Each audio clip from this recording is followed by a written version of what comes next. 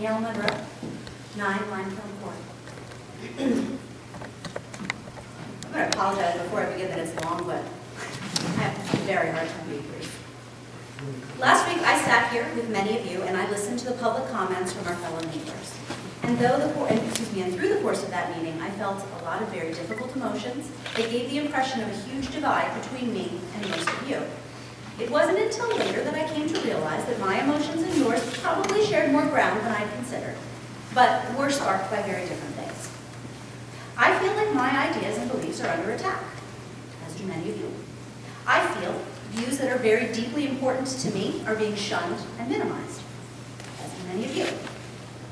I felt completely misunderstood, and perhaps some of you feel that way as well. Unlike some of those in attendance here last week, I didn't take the opportunity to share my feelings nor express most of my thoughts, and I'm sure, as I stated a moment ago, that it's clear to many of you that I am not a person of few words, and I'm not someone who shies away from engaging in public discussions. But last week was exceedingly hard. This entire conversation the town has been having has been exceedingly hard. And I realize that's probably another feeling that we all share, though again, for different reasons. Perhaps if we can start from there, what we share, we can actually find the space to listen to each other more openly about where we differ. I can assure you that I listened to everything said here last week while in attendance. I even re-listened more than once to the videotape posted online. And now that I've found my own words, I hope that you will give me that same respect. I moved to this town 13 years ago, and from my very first winter here, I was struck by the creche on the town lawn. I was surprised to see it placed on town property, and surprised that it was the sole representation of a religious belief system. And to be honest, I've been waiting for this situation to devolve since then. When you grow up embracing an unpopular viewpoint and face discrimination for those beliefs from your childhood, you learn to be quiet unless you're ready for the backlash.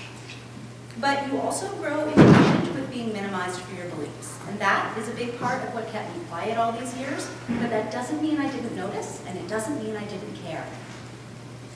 I've had many conversations with like-minded friends in our community over those years, and I can assure you that many others have cared long before now as well. So, when one of my friends came forward and decided that he would like to put himself out there and apply for a permit for a display that he knew he would face significant backlash from, I fully supported him.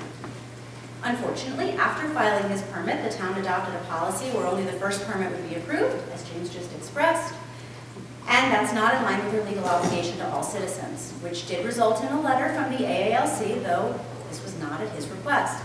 And that letter was not a threat to sue the town, as many have been repeating over and over. You don't have to take my word for it. It's readily available to be read, and I would encourage all of you to read the actual words in the letter. Now, I understand that some here feel as though their traditions and beliefs are under attack. I have heard so many statements to that effect over these weeks. And I believe that stems from a lot of information that has been circulating and a lot of accusations that there was some attempt to block the placement of the creche. I can certainly understand how that would make you feel threatened and angry, if that were the case. Because that's exactly how I felt last week hearing my neighbors doing the exact same thing to James's banner. But at no point did anyone come forward and scrutinize the permit for the creche in the manner that we saw here last week for the banner. At no point did anyone question the dedication plaque's wordings, the dimensions of the display, the validity of the insurance binder. At no point did anyone make any attempt to impact that display. While it may feel to some of you that your beliefs are being threatened, please note that in actuality no one challenged the permit for the creche. But we can't say the same about the banner. Now this year at least, I believe there will likely be multiple displays on the lawn. And we will share space there just like we share all the other public spaces in our town. We can either celebrate that, the inclusiveness and diversity of it, or we can continue to sit in angry and threatened spaces. Personally, I'm pleased that for the first time in all the years that I've lived here, I will likely see a representation of my own beliefs on that space. And it is true that my personal belief regarding the creche is that it would be better placed on private property along with any and all other religious displays. Those are my feelings. But that being said, I've heard many people over these tense weeks stating that an inclusive display would be a wonderful addition to our town, and I can definitely support that, though I do still question whether we will truly be able to come together enough to achieve it. I suppose the way this meeting proceeds will be a good indication of whether that's possible.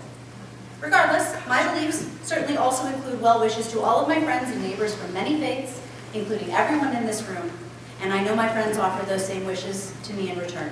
I hope you will as well. Thank you for your time.